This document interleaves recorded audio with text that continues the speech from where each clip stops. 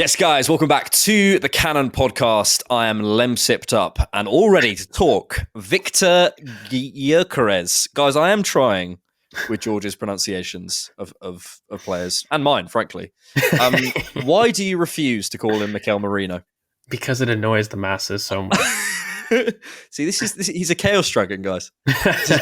This is what he's like behind the scenes, guys. Yes. Refuses. Yeah, no, it is rude, to be fair. It's not really helping my Canadian reputation. We Ajax. I think you said, was it Patrick Dorgu from Leash yesterday? You said instead of Lecce. Lease. Yeah. Yep. Okay. Nice. But we are here to talk Viktor Gyökeres. I'm sure I'm probably getting that wrong as well. Yes. We just did a whole hour on Patreon and YouTube memberships looking at his clips. So we just did like loads of playlists and stuff. We look at on Y Scout. You can go check that out for free from the link in the description. But we're here to talk, as always, the profile, the deal, look at some tactical board, look at the stats, and take some of your questions. So let's jump straight into it. So Viktor Gyökeres, I'm sure everyone knows who he is, but if you don't, he's a 6'2" centre forward, born in Stockholm, Sweden. He's had a bit of a sort of unconventional rise. He was at Brighton for 3 years between 2018 and 2021, and has actually played at the Emirates. I think in a pre-season friendly or some kind of U21 thing or something. I saw clips of him at the Emirates. He came through at IF Brommapojkarna. I'm so sorry if you're Swedish. That is appalling. And then kind of had his big break at Coventry City between 2021 and 2023, and then moved to Sporting last year. I think he has a release clause, you'll tell me, of 100 million euros. 100 million euros. I think it's there was some links today from Court Offside, which is why we're sort of talking about this, suggesting that Arsenal might be interested to the tune of around 60-something million or so, somewhere around there. Contract expires in June 2028. George, to those who don't know Viktor Gyökeres, I really love the aggression in his play. And I think there's a real almost kind of old style number 9 bagsman about him. And there's a real sort of intent to his play, which I really, really love. There are some weaknesses which we'll come to, but could you start us off with a reference? Because I know you have a good one. Yes, I think if you wanted to have a player reference, he's very similar to Mikel Antonio from West Ham, especially when he was coming up. I think you're looking at somebody that's a willing channel runner, somebody that will not mind going left or right out wide in order to take center backs into those waters.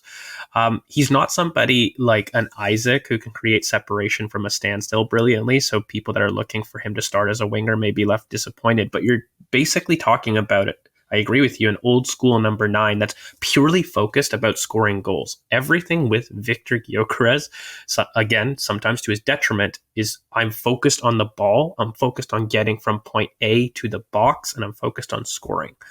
And I think he's got, obviously the highlight reels are his level of ambipedal ball striking, insert your favorite tactico term here, but really he is quite efficient in terms of how he finishes actions. I actually don't worry about any translation issues for me in terms of how he's able to finish in the box. There are times, though, that he is unsophisticated with his technique.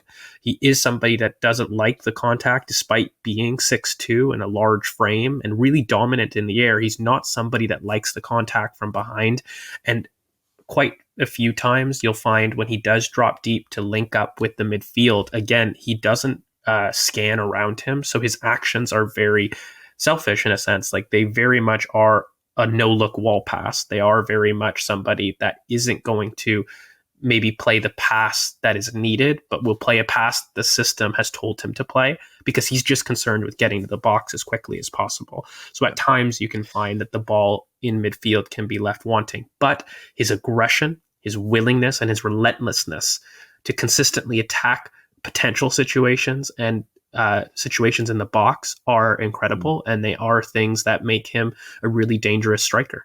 Yeah. I think in terms of, I always think in terms of sort of profiling players who want to come in, it's always about going, okay, strengths and weaknesses, but then also being really specific about what we're after. And if you're after a kind of channel runny box presence, the box efficiency that Mikel has spoken about I think in his ESPN interview, he spoke about the sort of the effectiveness we need to improve on in the box. Gyokeres has that. I mean, the intent to play in terms of, the sort of the aggression. It feels like we're always linked to, but there's no sort of soft, sort of old school Arsene Wenger. It feels like a very Mikel Arteta kind of footballer in that sense. I really like that thing. I will just stress on the link up, the clips that we looked at. It's really not. It's not a strength at all. Then the question is, where do you want him? And will he be that guy? Will he be that guy in those central zones, making those moves and dropping out and sort of playing those balls out to the wing or sort of finding people in behind? That's not going to be who he is. But if you want a box presence, someone who's going to score you goals in the box, I think that is certainly a good place to start with Gyokeres. Let's move forward to his stats. Now, big caveat on these. You're going to see the green bars and you're going to go, oh, I want him. These are compared to the men's next 14 competitions. So for some reason, I don't quite know why FBref do this. They sort of separate out the top 5 leagues, so the English, Spanish, German, French, and Italian league. And then, because he's in the Portuguese league, he gets put into the sort of next rung down. So you're going to see a lot of green bars, which is very exciting. So in terms of the goals, etc., but that is obviously a caveat for that.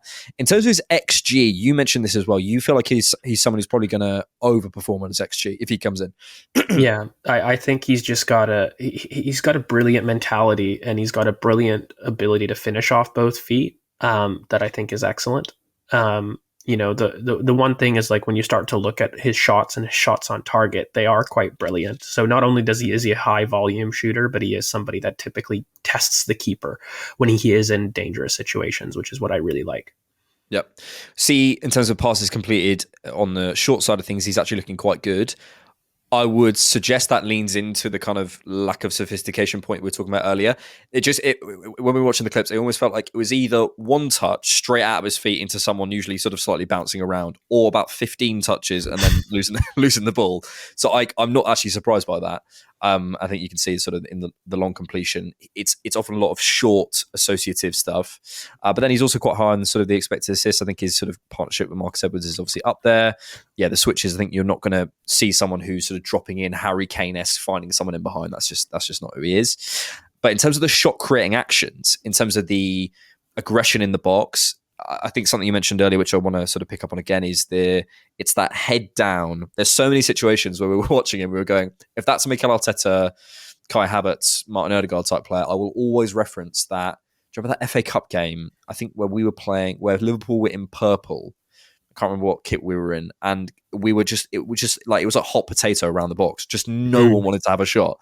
That is not Gyökeres. He will just head down. He is going to get a shot off at any sort of... He'll ignore his teammates. He'll completely ignore his teammate, which, by the way, okay, might be slightly annoying, might be not exactly what we need, but if you're trying to correct something, that might be something you're looking at. So in terms of the take-ons, in terms of the sort of the goal-creating actions, he's going to be really, really high in that.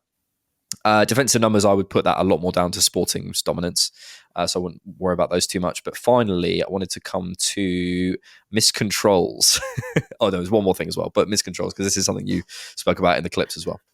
Yeah, it's the stats back it up, but he isn't somebody that likes the contact, and he does not have consistent control of his first touch. He doesn't have consistent control of actions. He is somebody, and I said this in like the scouting clips, you need to give him 3 to 4 yards to run onto a ball to really strike venom. He is somebody that really needs that space to create potency. If you're asking for somebody that is a moment's player in a standstill, in a crowded space, in something that, you can create something from a tight situation, you're not going to be impressed with Viktor Gyökeres. What he is really good at is in terms of creating the run, making the run, but also finishing actions with 2 to 3. If you've got a slip ball in, for example, and he's running off the back shoulder and you slip it between the center back and the fullback, I trust Viktor Gyökeres more than potentially anyone in the current squad to finish first time. That is what he's brilliant at. And if we can coach that a bit more, that's the part of the mid block that we might be able to solve. But the small tight spaces stuff, yeah, he'll miscontrol things quite often. Yeah. And I would also say in the aerials numbers, you see someone, again, I think the intent and the sort of the aggressiveness in his actions, he wants to win that ball. The sort of sophistication in how he does that, in terms of preparing his body, in terms of sort of maneuvering himself, in terms of, you're you look at someone like a Gabriel Jesus, who I think is brilliant for his frame at sort of manipulating stuff in the air. He's not quite that, but he's got the intent, which I think is something. The weird thing is he does come alive in the box, especially aerially. So one thing you'll find is you're asking, why are you so loose with your aerial ability and linking play in midfield? But once you're in the final third and in the box, he's aggressive, and he's actually got really good purchase and direction on headers, attacking situations in the box. Okay, then, you nerd. Let's go to the tactics board. So we wanted to talk sort of how you don't. I'm confused which way around you said. You don't think he'll work with Havertz, or you do think he'll work with Havertz? I don't think he'll work great with Havertz, but he'll work really good with Odegaard. Let's do it. In my opinion. So I've just got like our typical. We've just got the Bumba as we're recording this. So I mean, you'll find Calafiore in the lineup. Stream Bumba. So that's the only reason that he's in there right now. But this is probably our first starting 11, right? Like, I mean, we'll have our typical 4-3-3 just so people can get oriented. With Thomas Partey, and we've got like our back four normally. What we'll typically see is we'll probably see Calafiore step up a little bit, and we'll see more of a typical double pivot in this type of formation where we've got our typical kind of 3-2-5, and we'll ask Calafiore to be a little bit more of the width holder with Martinelli on the inside. What you've got here are two channel runners that like to attack the box. And what you'll need are some more ball dominant players, because Gyokeres, for me, while he can compete and drop into these zones on the left, which, by the way, if you look at his heat map, he does cheat left, but I think that's just more because of the partner that he's got on the right, and Marcus Edwards is someone that's pretty technical, so he doesn't feel he needs to go there. But I think him dropping deep, he won't be able to play the wall pass to a Martin Odegaard well. But what he will do is he will compete and he'll make that run. So he's brave to do that. The one thing is Martin Odegaard will be able to find reverse slip balls for Gyokeres making a diagonal run in these positions. So if you've got kind of center back and full back areas, he's able to make that run. And just quickly, sorry to cut you off, but that ball in from, say let's say it is a Partey to a Gyokeres, he loves that quick first time to the right central midfielder, and then if he can make that run in behind, that is something that he can certainly do. Yes, and he does prefer a small space player in Martin Odegaard, who's a little bit more ball dominant. Now, if we were to shift things a little bit, and we were maybe to ask for a Kai Havertz to come into these zones, and maybe we don't need a Thomas Partey for a particular area, and we have a little bit more of an attacking lineup. The one thing that you might have as maybe a worry, in a sense, is you might worry whether or not between Kai Havertz and Viktor Gyökeres, who's going to win that first ball over the top. Viktor Gyökeres is not somebody that's going to win in deep link up, who's going to pass it off to a Kai Havertz. I wouldn't call him the backboard they both need. They both work great in terms of crashing the box. Now, the only thing is Viktor Gyökeres, what he can do is this peeled run, and it forces Martinelli inside. That is something that you can see work very well, and that's something that you might see actually work quite brilliantly. And so his ability to kind of operate wide, take people on the outside and deliver across is actually an underrated portion of Viktor Gyökeres. But in terms of him being a reference on the inside, I think both Havertz and Gyökeres will compete for the same zones. So you might be looking for another iteration, if you're looking for this, which might work a bit better in terms of facing mid blocks and low blocks, where you've got players, especially, Fabio Vieira, that's able, when Viktor Gyökeres makes an overlapping run with Martinelli maybe coming on the inside, you've got a ball dominant player to feed that in. That's a dynamic that I feel could look and work really well. And crosses from the half space as well, which I think he could certainly attack. I think just quickly going back to the Havertz Gyökeres thing, I know what you mean about the reference. I do quite like the idea of Gyökeres being that box presence number 9, as we've spoken about. Mikel's directly referenced that, and Havertz being in those zones, and Gyökeres kind of being that guy on the last line who is basically the final action guy. I mean, you said in the scouting you might be playing with 10 men, but if one of them can basically guarantee you a goal if you get him the ball in the box, then is that a world that you can see existing? I appreciate there might not be the best for a David Raya, but you could look at something a little bit more like this, where Martin Odegaard, like together, these three players might struggle because Martin Odegaard has a preference towards the right? But Kai Havertz can cheat there. And one thing that you can see, this I can see where he receives from a David Raya, and Havertz is more of the first reference, but Gyokeres peels. Yep. And that's something that I can see. If you're asking Gyokeres to be the first receiver for Kai Havertz to peel, that might be an issue. Because again, Gyokeres isn't the greatest at that. So there's scope for it for sure. One thing that I do like that we haven't spoke about too much is this potential for Kai Havertz to operate maybe as the nominal 10. And, say we do give a rest to maybe Martin Odegaard and you had a more traditional double pivot.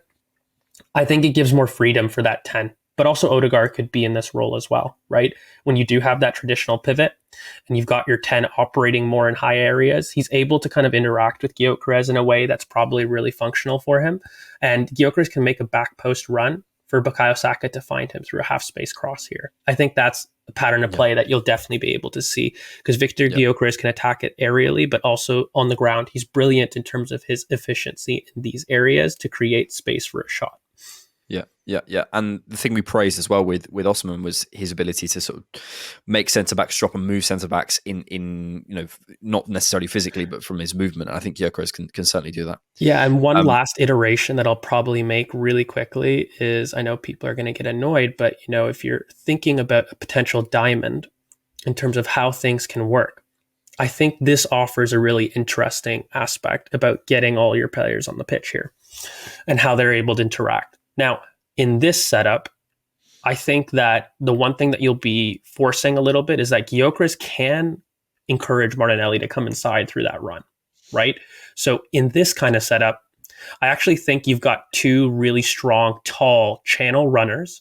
What it may do, though, is it may force kind of your wingers a little bit wide. That's the only drawback because you're going to have Calafiore step up and you're going to have Declan Rice who wants that inside run. But the one benefit is Gyokeres will make an overlap if it needs to be. So you can see Martinelli at least benefiting from the left-hand side fluidity issues with a signing like this because Kai Havertz can still make that run while Gyokeres does that. And actually, I think what's nice is even on the opposite side, if we said the ball that was on this area, I don't think Kai Havertz has an issue dropping off into wide zones for Saka to come inside. And again, you've got another strong channel runner to attack back post. So here, there is a really nice fluidity with having that midfield presence, though, with two ball-dominant players, because you've got two players right now that between the two of them may struggle from an out ball, from a David Raya out. So you need to make sure that you're building up with confidence to get the ball to the box for both of these players. Yeah, might push a Rice up in that situation or push someone else up. So you're saying you want to sell Gabriel? That's what you're saying? Absolutely. Yeah, absolutely. Thought so. Good. Yeah. Let's move forward to the deal. So we had I've just looked up Gyökeres' salary, which according to Capology, which always take salary data with a pinch of salt, but it says could be cap. It could be. This guy, he's a comedian.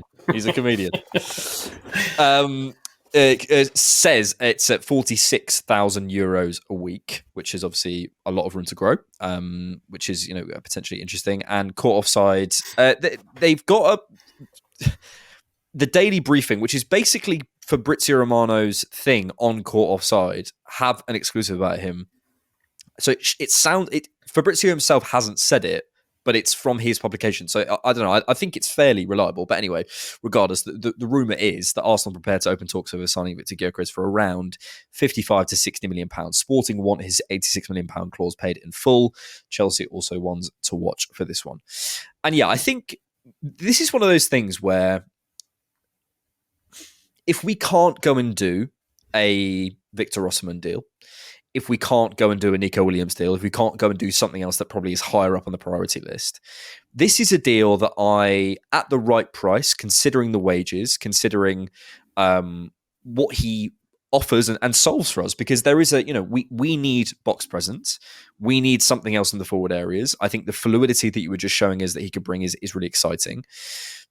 He's not the perfect player, but in terms of also a bit of aerial capacity in the box, which again I mentioned in the scouting, is something that I'm more and more interested in terms of people who can score from crosses. And Gyökeres has a lot of sort of capacity in the air. It is an option for me. It's not number one at all, but I think we were chatting yesterday on the main podcast, and we got a bit of flack for it. What we were saying, and I've sort of given up trying to explain myself too much. But what we were saying was there are people who are sort of saying Calafiori and Marino would be enough, and I think we're both saying we need something in the forward areas. I think we need to go and take that next step, and obviously we'll wait and see. We're nowhere near the end of the window, but if we get to the end of the window and we can't get a deal done for an Osimhen, and we can't get a deal done for a Leao, and we can't get a deal done for my boy Marcus Rashford or whatever it might be, then Gyökeres, I think, at the right price, represents a pretty decent option. Would you not say? I think he's a 55 to 60 million pound striker, all in. If I could get a deal where I could look at that, I would say, okay, you're representing better value than what I'm seeing right now. Part of the problem is that you're talking 100 million euros, 89 million pounds, and he's not 89 million pounds in terms of that. Again, I made it not disingenuous. He does strike me very Mikel Antonio. I think he does strike me very much as a West Ham type of striker, purely because there's that issue in terms of his ability to interact with midfield, ability to deal with contact, ability to scan effectively so that we can fix some of those technical issues that we see outside the box. But from a pure striking perspective, you've got a striker that will score goals, that is intent on scoring goals, and I think whose ability and mentality to score goals will translate no matter where he goes. So if you're just getting a striker that you're looking to basically be somebody that attacks the box and ineffective, genuinely ineffective in midfield for me, then that's okay. But he is somebody that also will help with some fluidity issues on the left-hand side because he's a willing runner on the outside. He is a channel running 9, and I kind of made this point in the scouting video. If you look to Roberto Firmino as your plan A for a false 9 position, a lot of people will prop up Ivan Toney as a very suitable plan B for that type of profile of striker, obviously with some differences, but again, with the level being a plan B to a false 9 role. I think Viktor Osimhen and players like that are more in the plan A category, whereas a Viktor Gyökeres, for a lot more limitations technical wise and even physically, is going to be in the plan B category. But again, a really good channel running 9 that will get you goals with a very positive mentality for goals. We can only sign guys called Victor who are channel runners. Yeah, I think, he doesn't have that. I think he's quite quick. He's, again, when you say he's not quick, that doesn't mean he's not, he can keep up, but it's that. It just needs a while to get going. Next level of okay, the spring, the burst. If Mbappe is the perfect example. It's that's ridiculous pace. He's not there, of course not. But, he can keep up. It's just, if we're looking to add that explosive pace, it's not quite him, but that's okay. And you can sort of deal with it if that's what you want. Let's move on to some questions because I think this will probably help us cover the sort of the rest of things. Tennis Bob 192504 says, does he have that same presence factor that Osimhen has, and how much will he improve the Arsenal press? I think I'll take the first one. Maybe you could talk about him in the press and sort of his off-ball work. I do think, in terms of the presence and what are you looking at in presence and aura, and how can we actually define that? I think it's only a felt sense. It's just a sense when you watch someone that someone jumps off the screen. To me, Gyokeres has a bit of that. He has that. I mean, and again, it's that sort of head down the thing that you sort of brilliantly alluded to in the scouting video and earlier on. He is a bit selfish. He's a bit one-minded. He gets caught offside quite a bit, which again we had a look at, and we're sort of seeing him. He's so channel-minded to go right, literally, to get to the goal and go right. I'm going to get into the box and I'm going to score. And I kind of like that. I kind of need a bit of that at Arsenal. I want someone who's a bit more selfish. I want someone who can create moments. I want someone who believes in himself and he's going to go, no, I'm going to be the one who scores. I know you're over there. You're in a better position, but I want to score.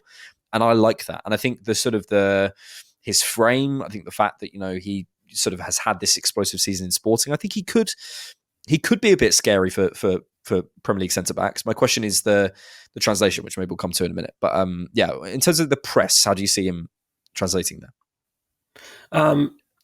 I think that he At times he isn't as involved, but I see no reason why he couldn't be. I think that's a little bit more to how Sporting use him, generally speaking. Like if you look at his actions outside the box and especially off the ball, I think he did a lot more pressing for Coventry than he has done for Sporting. So I think it's a little bit more of a role issue. Again, for me, he's somebody that gains speed the longer he runs. So from a pressing perspective, I see no issue with him. And he does make a lot of selfless runs for his teammates on the outside. So I think from a mentality perspective, I'm not worried about integrating him in the press. I think he would be strong in the press. But again, his tackle numbers aren't strong. And not just from a statistic point of view, like just from the eye test as well. He's not an incredible tackler. You're not getting the same venom, but you'll get the mentality to never give up. And he will chase lost causes. Gonna cry. Yeah. You know what? When we do these things, people don't realize it's very early for me and we talk for over an hour. I need a water. You get all the mucus up. But no, just really quickly on that point though about presence, the only thing I'll say is he doesn't have the presence outside the box. If you're in the box, I think I agree. I don't think it's to the same level, but you can't deny Viktor Gyökeres' mentality and bravery in terms of searching for the goal. That boy will score goals. And in the box, he'll give you a reference. He will. He's a box reference. I don't think it's to the same level as Osimhen. I think Osimhen's a much greater level of that because he can do it also outside the box. Viktor Gyökeres in midfield areas is not something that I think you'll say presence. But in the box, his mentality and getting in the box, he will. Gluggen06 says, try to pronounce his name in Swedish. No thanks. Calafiori's roommate says, do you find Gyokeres' poor record, maybe you're his roommate, who knows? Do you find Gyokeres' poor record in the top division concerning? He rarely played for Brighton and only found form in the Championship. Also, how big is the gap in quality between Liga Portugal and the Prem? Genuinely curious. Yeah, it's difficult, isn't it? Because you can look at the development path he went on. He hasn't had that early rise to success that a lot of players do. But I would also say for a striker as well, I don't mind that. I don't mind someone blossoming a little bit later. I think actually that shows, and you can see it in his play, there's a kind of dogged determination to the way he plays. And he's gone out on loan to Coventry and various places and, come through, from Sweden. And he's really had to wait, sort of bide his time and wait. And he's had this breakout season. I view that as a strength personally. Obviously, the question is the translation. And I would agree with you in terms of then you have to go back to the profile. I think in the box, I have no problem. It's outside the box. Can he get into those chances? Will he have the same spaces in the Premier League? If we can find him in the box, no problem. Question is, can we? Yeah, I think the thing is with, Viktor Gyökeres kind of signing in general is that you have to give him, he's a profile that I think fits the team, that what we're looking for. Again, if he was a cheaper price, I think I could stomach a lot of the inconsistencies that we see in the game. In terms of translation issues and translation from the Championship and onward, I think it's unfair. Every striker's got its own journey. I mean, I look at Ian Wright, one of our most famous legends, in terms of his ability to arrive at the top stage at different times and in your prime. I don't worry about that. And actually, if you're going to be really particular, players from the Championship and from the Portuguese league translate quite well in terms of their ability to come to the Premier League and do well. So, I mean, if you're really being fair, of all the leagues to select, you probably select those two from a physical edge of translation. Look, the only thing that I worry about are more of his play style concerns. I don't worry about the level that he's played at. And I do think he's going to score goals if he was to come to the Premier League. Is he the perfect Arsenal striker? I have more questions about that than I do his ability to translate from a lower level league to a top league. I think he can translate brilliantly. Again, I do look at West Ham as a selection that I felt this is something that a striker would do brilliantly at and really compete somebody to get into Europe. The only question that I've got from an Arsenal perspective is I don't love some of the translation things with particularly his link up play and his head down nature that I can coach out to be associative at the top elite level with Champions League winning nights. And if he was going for £60 million all in, I'd be a lot more confident about saying this is a really suitable plan B to some of the things that we would want.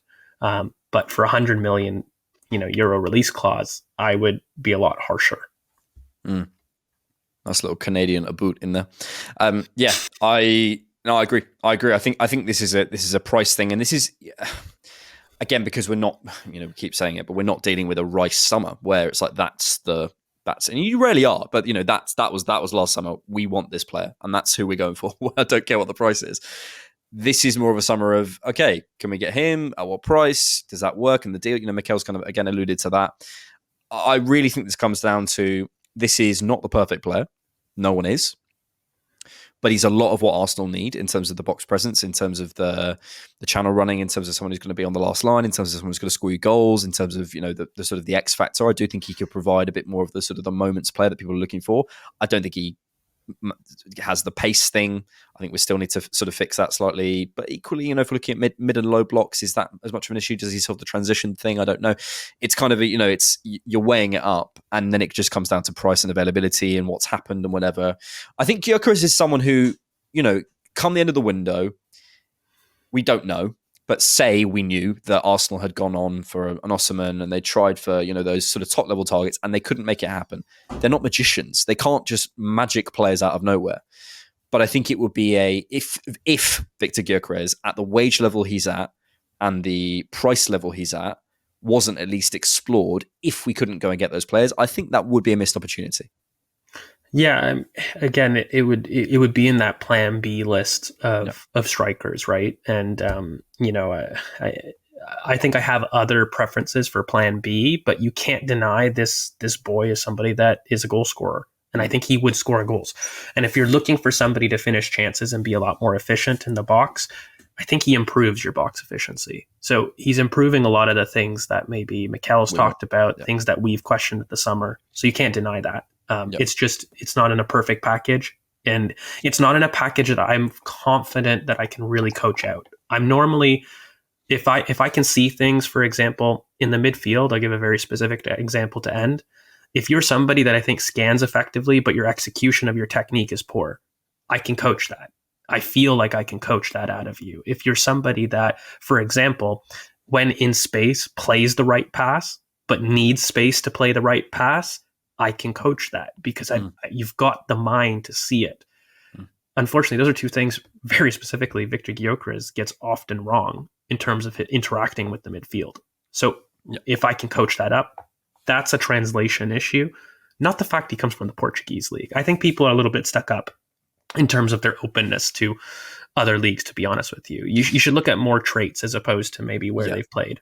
Yeah, it's profile and spaces, and that's the concern really, and the sort of the physical level. We'll finish there. Just want to do a catch-all apology for any pronunciation mistakes. Sorry, or English and Canadian apologies. Yes, pleasure. Thank you guys so much for being here. As we said, we did do an hour of scouting in terms of the clips. You can go look at that for free on Patreon on a free trial. You can check out on YouTube memberships. We'll be back with another episode of Scouted at some point. We're also on the Patreon and YouTube member side probably going to start doing rewatches.